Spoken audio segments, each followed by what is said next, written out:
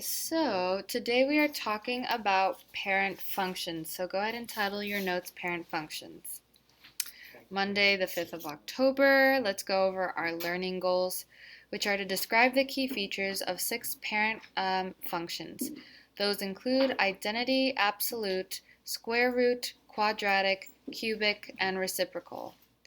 And then we also want to analyze and compare the key features of basic functions. If you guys do ever need anything supply-wise, you can come back here. Okay, so we are going to start off. Let me just go back in case anyone needs to write this down. We're going to start off today talking about the identity function. So please get your hands warmed up because it is a lot of drawing today.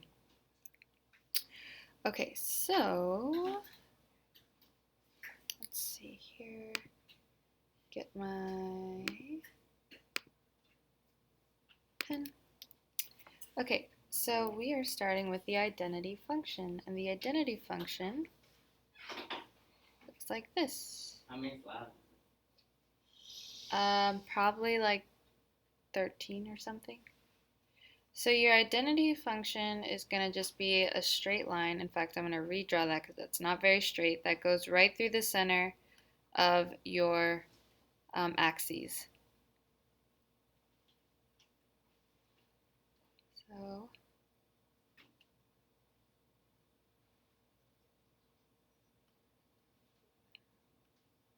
hopefully it updates on your end. Good. Okay, so the equation for our identity function is f of x equals x, which makes sense when we look at this graph. So that means when x is 1, my y is 1. Okay, very nice. So then let's go ahead and draw a table of some values here.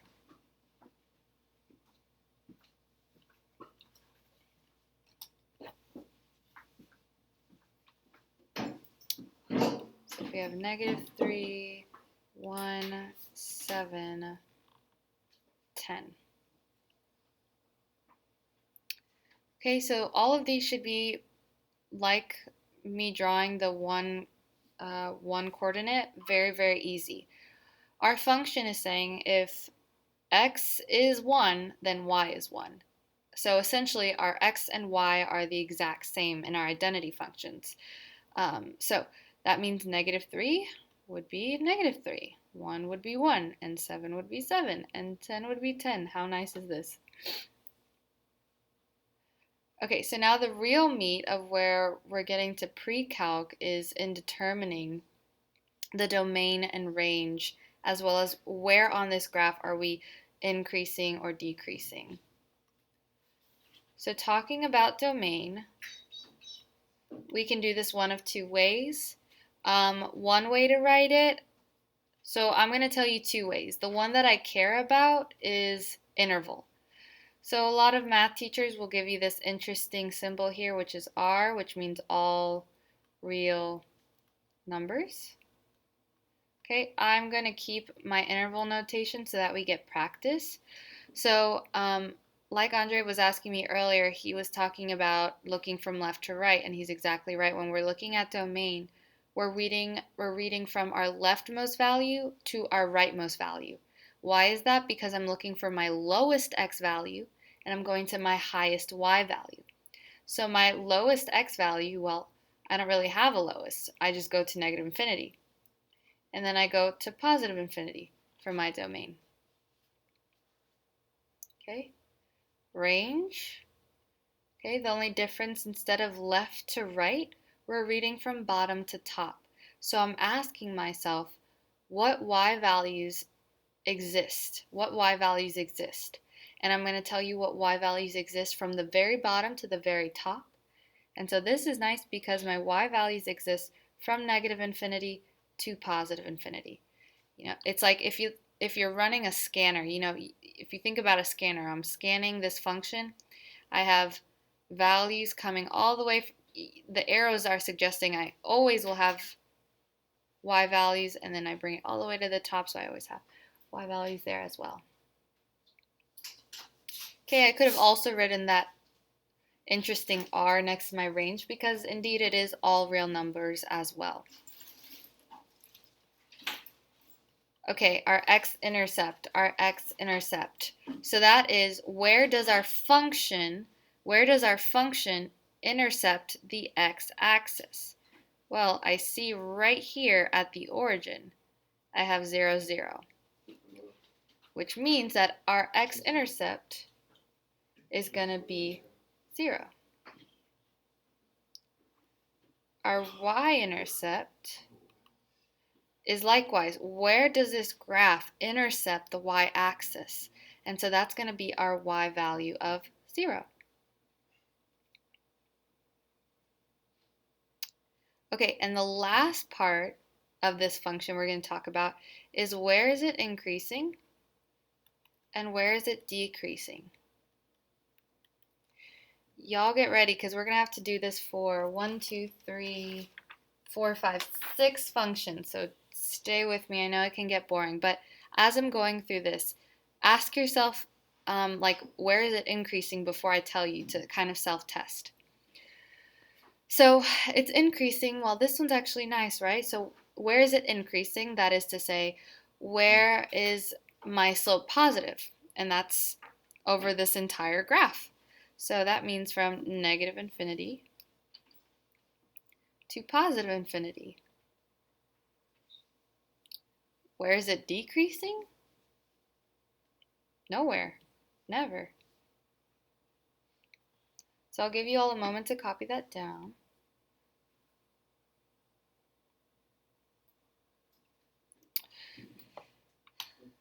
And you know, it's always, I try to make associations of like, why are things called the way they are? And so this one's called an identity, right? Because it's myself, right? If I'm thinking about someone's identity, that's themself. My identity is myself. So this makes sense. It's called identity, right? Because whatever x value you have, the y value will be itself, its same x value. So it's always good to ask yourself, you know, why are things the way they are? So I'm going to give you about 30 more seconds and then I'm going to move forward, probably less than that, 5 more seconds. 5, 4, 3, 2, and 1. Okay, so now we're moving, and don't worry, I'm going to post this PowerPoint as well. Now we are moving on with the annotations to absolute value function. So again, let's draw our axes. I'm going to change my pen color to black. And this is a straight, what it looks like a V, going above the x-axis. So hopefully you used absolute value symbol before, because that's just what our function is. We have f of x is equal to the absolute value of x.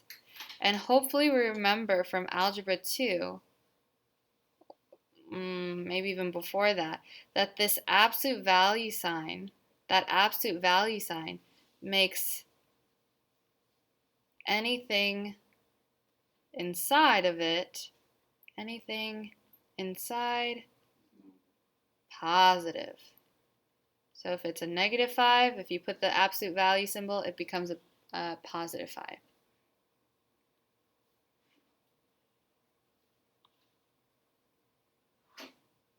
Okay, just like before, let's go ahead and draw a table so that we can make more sense of this. So let's say I have my x values and my f of x values. Okay, cool. So let's say I have negative 3, negative 1, say 2 and 6. So notice this is also really similar to my identity function, right? Because I have that only x on the other side. The only difference here is that I have those back ticks that make it positive. So that means if I have negative 3, it's going to become a positive 3, right? So if I'm here at negative 3, I'm going to be at a positive 3.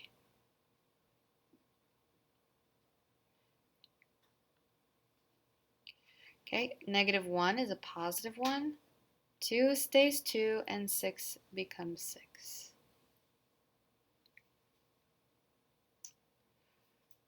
Just like before, let's go ahead and do domain and range. And like I said, I'm going to maintain doing interval notation here. So our domain, let's ask ourselves, where do x values exist? I'll ask actually my people in the room here, even though I'm recording. Where do the x values exist? On the x-axis. Yes, give me more. What about the interval? From where to where do x values exist?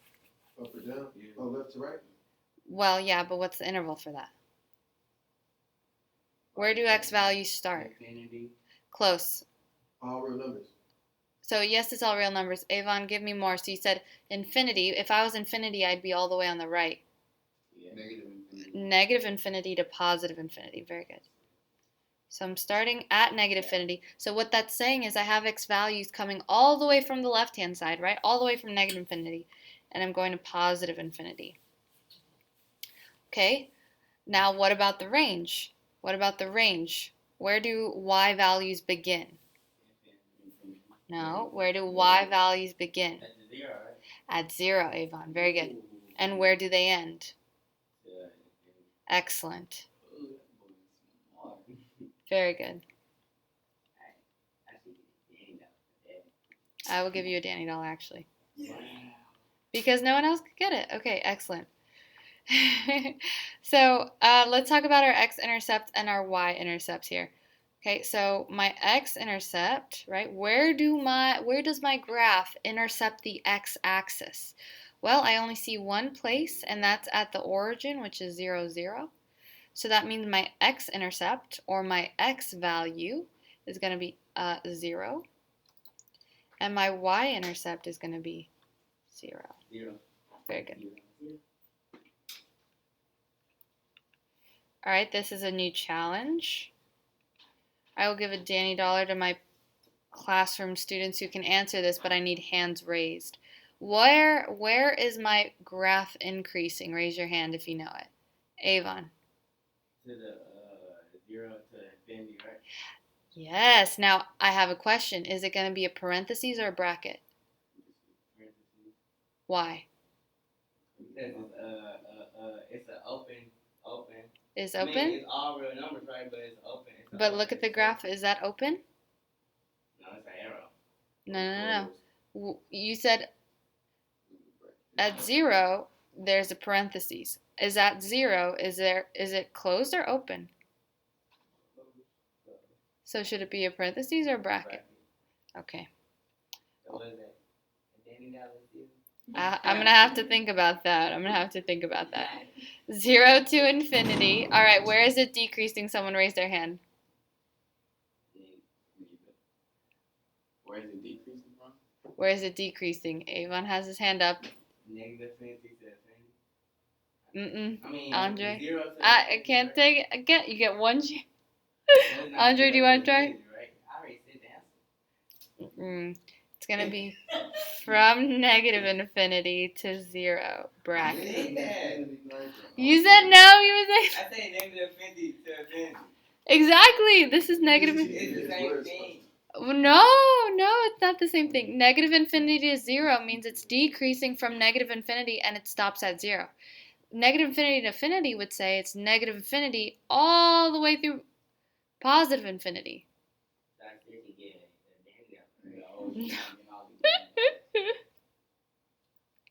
You owe me $10. I do yes. I won't. I will take it out right now and label it. You can come up and grab it now if you'd like. For put it on the website. Okay. All right. Okay, moving on. Quadratic. Hopefully we've all had practice with this one. Is that a parabola? Yes, very good. It is a parabola. No. I appreciate the participation. So we have a parabola. I need to learn how to draw straighter on this. Parabola. Wacom. Like a U. Exactly. A parabola. So quadratic, also known as a parabola. Parabola. Parabola. Okay. We know that equation to be f of x equals x squared. Okay. F of x equals x squared. Let's go ahead and draw our table like we've been doing.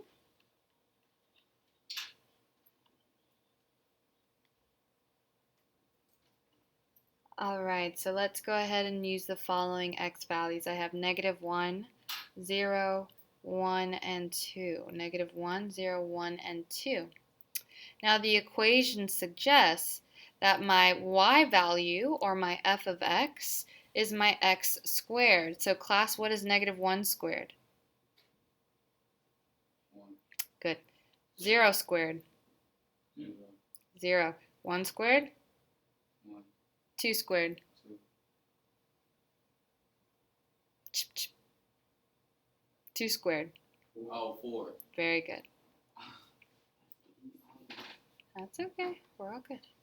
Domain and range. Okay, so our domain, let's ask ourselves, where do x values begin and where do they end? Well, my u is expanding infinitely in the left direction and infinitely in the right direction. So, class, what's my domain? Very good, Avon. And my range? What is my range? Where do y values begin? I mean, I would say 0 still because it's still at the. So 0 to infinity. Very good. So that's a. No. 0 to infinity. I will announce it, but I do owe you. I do owe you, Daniel. So that's down too? No. I know. I may reward you with another one just because you're participating. Okay. All right, so my x-intercept and y-intercept. Okay, well, I know the only place this function seems to intercept the x-axis is at the origin. Notice these are the parent functions, right? Mm-hmm. So you could move this around and it would no longer be the parent function and you'd have more than one x-intercept possibly. So this is, all this information is purely for the parent function. Okay. So x-intercept is going to be 0, y-intercept is 0. And lastly, we'll have increasing and decreasing, which is actually going to be very similar to our absolute value function. So it is going to be increasing from 0 to infinity and decreasing from negative infinity to 0. Now, I made a mistake on the other one, and here's why. It's not because whether or not the value is included. So I'm going to give you a moment to write this down and I'm going to go back to the other one. Notice how I wrote parentheses for this one. So yes, 0 exists. Yes, 0 exists. But here's my issue and what I forgot last time. The thing is, at the point that it's changing direction, it's neither increasing nor decreasing. It's neither increasing nor decreasing. So it should be a parentheses because if I put that bracket, that would be saying it is increasing from 0 to infinity, when in fact, it's at that exact moment at 0, 0, it's changing direction. It's neither increasing nor decreasing. So let me go back and change that. Shame on me.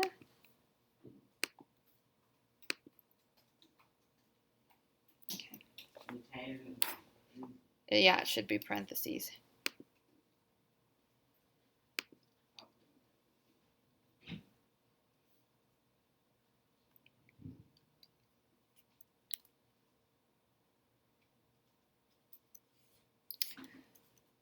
Just make sure there's a parentheses. So it's not going to be a bracket. Right. So yes, 0. So usually, here's the thing. When we include or exclude, right, so whether we have a bracket or parentheses, that's depending on whether that value exists. So if there's a whole, we usually say parentheses. If there's an actual value, we say bracket.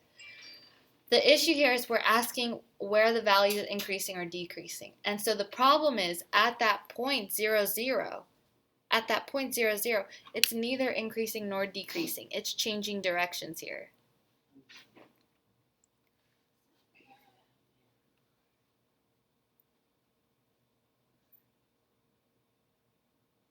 It's neither increasing nor decreasing because at that exact point, it's changing direction.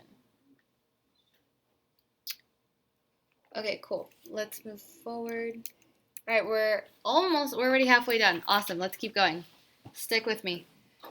And then I have only a couple questions for you all, and then just one question for you all to try on your own at home. Okay. So my cubic function looks as so. My cubic function looks as so. And the equation for that, hopefully remember from Algebra 2, is x to the third power, or x cubed. X to the third power, or x cubed.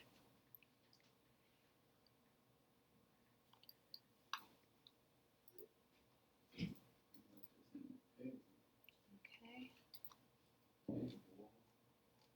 All right, and then let's go ahead and draw our table. Yes, because it's good to practice us ensuring that we understand inputs and outputs. So let's say I have 0, 1, 2, 3. 0. It may ask you to fill in the table.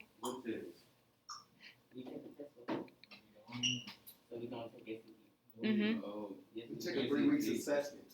Oh, you take an ACP We do take it up. at the end of the semester. Well, that's why we are definitely doing live. Okay, so if x is 0, what is my y? 0. Yes. 3. No. What is 1 cubed? 3. No. 9. No. So it's like 3 Stop. 1 cubed. We're not understanding. That's why we're doing this now. That's saying 1 times 1 times 1. 1. Oh, I'm thinking it'll be 3 times. Okay. Right. That means 2 times 2 times 2. Is 8. and then 3 cubed. No, 18. Oh, 28, 20. 18 times 3. No, 9 times 2. 27. There you go. He said it was going to be 22. Nah. Wait. What about us, Esmeralda? Never. I will figure out how to do Danny Dollars for both virtual and in class. Okay, so let's do our domain. And let's do our range. Also, thanks to everyone for the high attendance. You guys are my highest attendance, and I'm really appreciative of that. That's a big deal. So my domain exists from negative infinity to positive infinity. Range, negative infinity to positive infinity. Hopefully that's no surprise. I have y values everywhere along the y-axis. I have x values everywhere along the x-axis. So now let's ask ourselves, where's my x-intercept and where's my y-intercept? Okay, so that means the only place I see this function intercepting either axes is at the origin. So just like the other ones, my x-intercepts at the point x equals 0, and at the point y equals 0 for my y-intercept.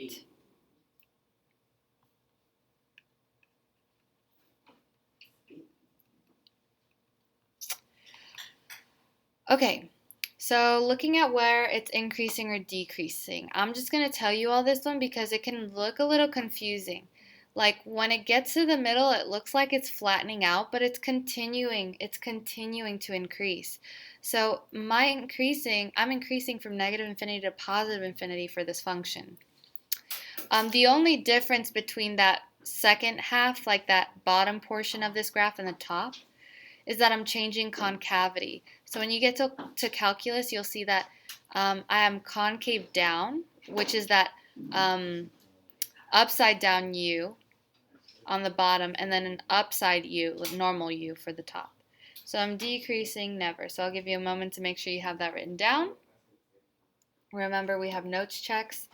And then I'm going to move forward to my last two functions. You guys are doing excellent.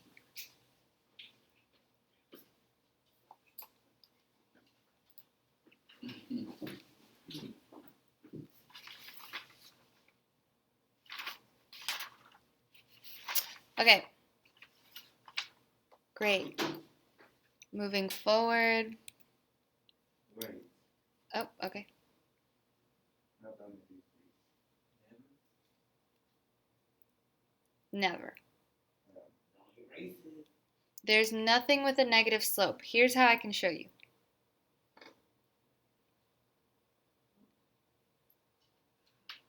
So if you like track along this graph, right? At each point, do you see how all of my slopes are pointing upward? Which means it's increasing always. My y values are always increasing. Okay, I'm going to move forward. So now we're going to be talking about the root or radical function. Okay, and its name is exactly, the function is exactly as it sounds in the name. So I'm looking at a square root function. So let's change here. So my square root function looks a little something like this. Okay. I will show you. So it's f of x equals the square root of x. F of x equals the square root of x. Now let me ask you something.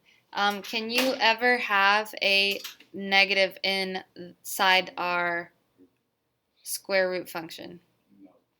I cannot take the square root exactly. I cannot take the square root of a negative 5. I cannot take the square root of negative 100. It's not possible. And I'll show you why. Okay, so would we agree that we all know that the square root of 4 is 2? And that's because I know that 2 times 2 is 4, right? So if I were to have the square root of negative 4,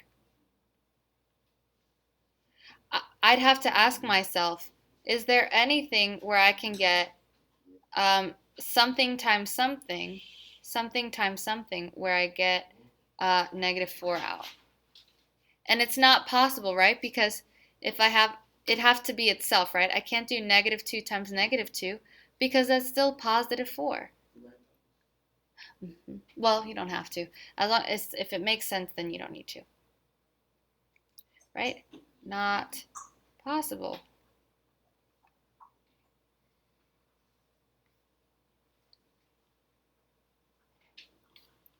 Oops. Almost done. I promise you guys can relax in a moment. Okay. So then let's do some table values. And let's pick easy ones, right? So I want 0, 1, 4, and 9. Square root of 0 is what? 0, Square root of 1. 1, Square root of 4. 2, Square root of 9. 3. Excellent. My math.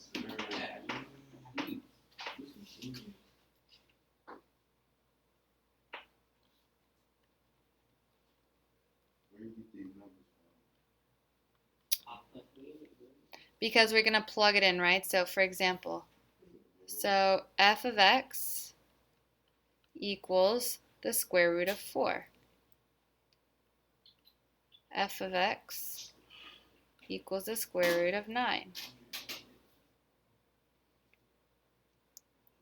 So my domain, where do my x values exist? Okay, well my x values exist bracket 0 to infinity. Okay, that's because the point does exist at 0. It exists at 0, and the x value is included. For my range, it is likewise 0 to infinity. And my x-intercept just like the other ones. Y-intercept just like the other ones.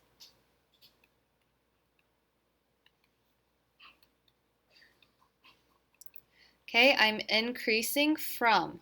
Now notice, I'm changing now to a parentheses to infinity. Why? Because I'm changing from a bracket to parentheses because now I'm asking myself, is the x value increasing at 0? And it's not. It's neither increasing nor decreasing. And it's decreasing never. Okay, one more. Okay, one more. A couple questions. Decreases never. It decreases never. We never see a negative slope. We never see y values decreasing as we move forward in the x direction.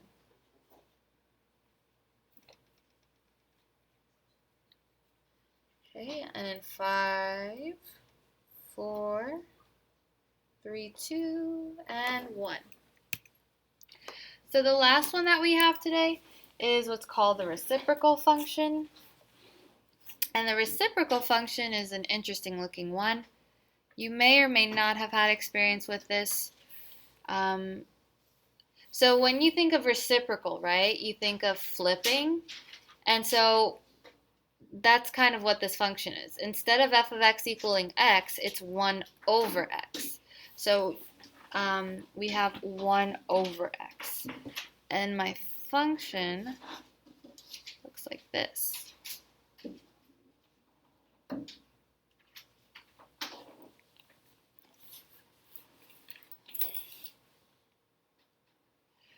All right, so I will actually, I will give you the values for the table, and then I'll give a little surprise. All right, so 1, 1, -3. I'm going to plug it into my function, and I'm going to get -1/3. If I plug 2 into my function, I get 1 over 2. And if I plug 4 in, I get 1/4.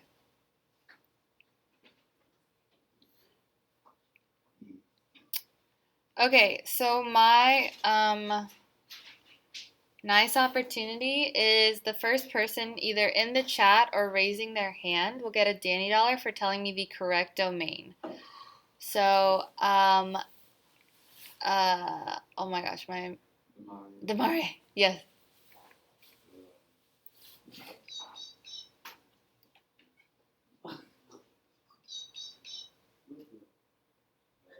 Is that the dog? All the numbers. I have no idea whose phone that is, but if you can cut that, that would be great. Okay, I have someone in the chat, I think. Okay, can you give it to me in interval notation, Kwame? Because I can maybe back you on that if you write it in interval notation correct.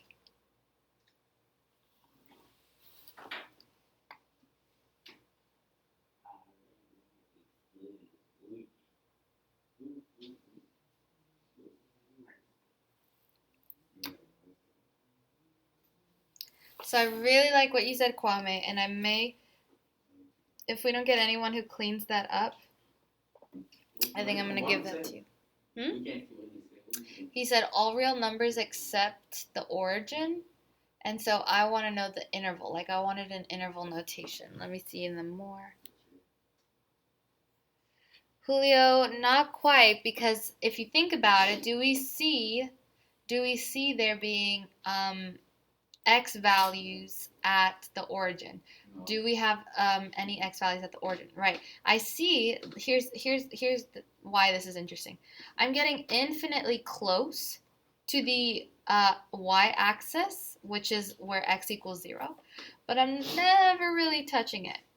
So the correct interval notation is, as Kwame says, I'm just going to give it an interval notation. Kwame, I'm going to give you that Danny dollar. It's -infinity to 0 union 0 to infinity. So let me go ahead and explain that. So that means my x values exist from negative infinity to 0. And then, oh wait, there's more x values. So I'm going to write a union so that I look at those other x values, which is from 0 to infinity. The range is very similar. I'm going from negative infinity to 0, union 0 to infinity.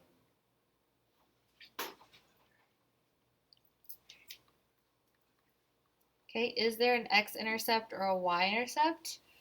Well, it doesn't look like it's, I know it looks like it, but it's never, ever, ever going to touch that y-axis. It looks like it's getting infinitely close, but not.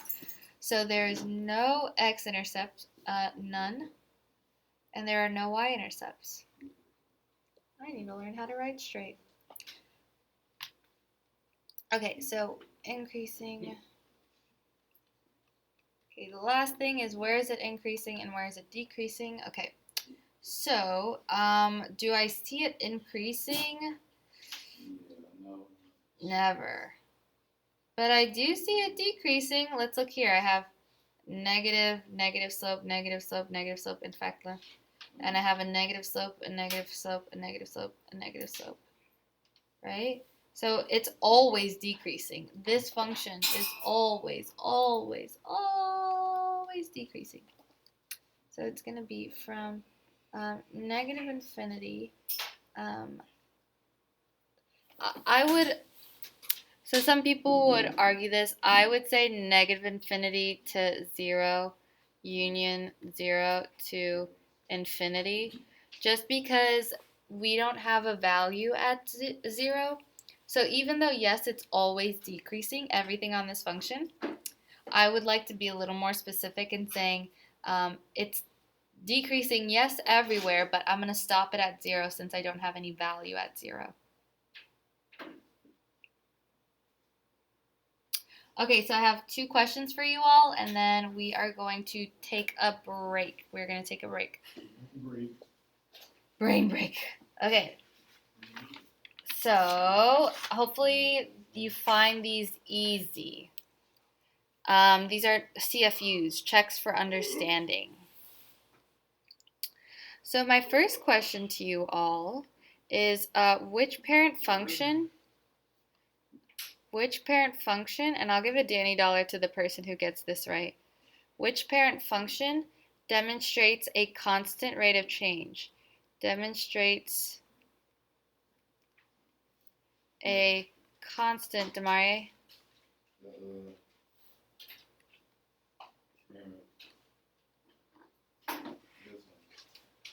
You gotta tell me the name. Parent function. Well, parent function is the name of all of them. All right. I'm gonna give it to Julio and Kobe because they came up with both of them at the same time. So Julio and Kobe both said absolute and identity, and I absolutely agree with them. I just said that. Did you? No, you didn't tell me the name. You told me parent. I said identity. He did say that.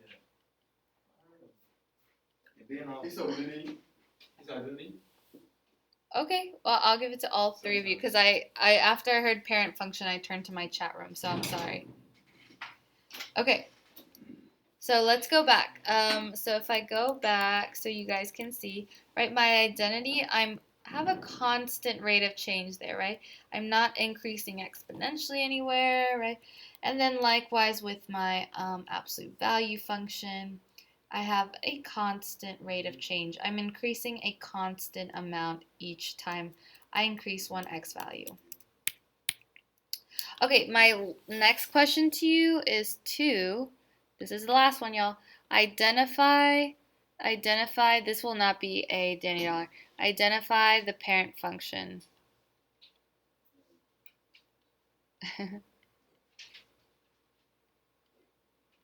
In each. Well, so I'm going to have f of x is equal to 2 over x minus 3. You write this in class 3? Yes. Okay. Is it okay if I take a picture? Yes. Thank you for asking.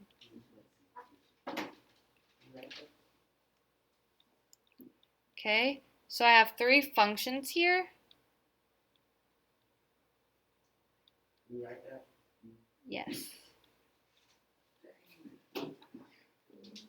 Okay, hopefully this one you go, oh, it kind of looks like my reciprocal function. So that's my parent function here. Reciprocal. I wrote two C's. Let me erase that.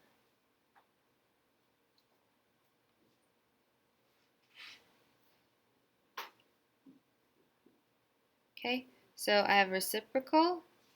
This one, I see that my highest degree. So my suggestion for you all would be to graph these, but because I'm experienced here, it's easy for me to tell. I look at the highest degree. I see that the highest degree there is that x to the third. So I know that it's going to be a cubic function is my parent function here. And this one, those backticks should hopefully be a dead giveaway that this parent function is the absolute value.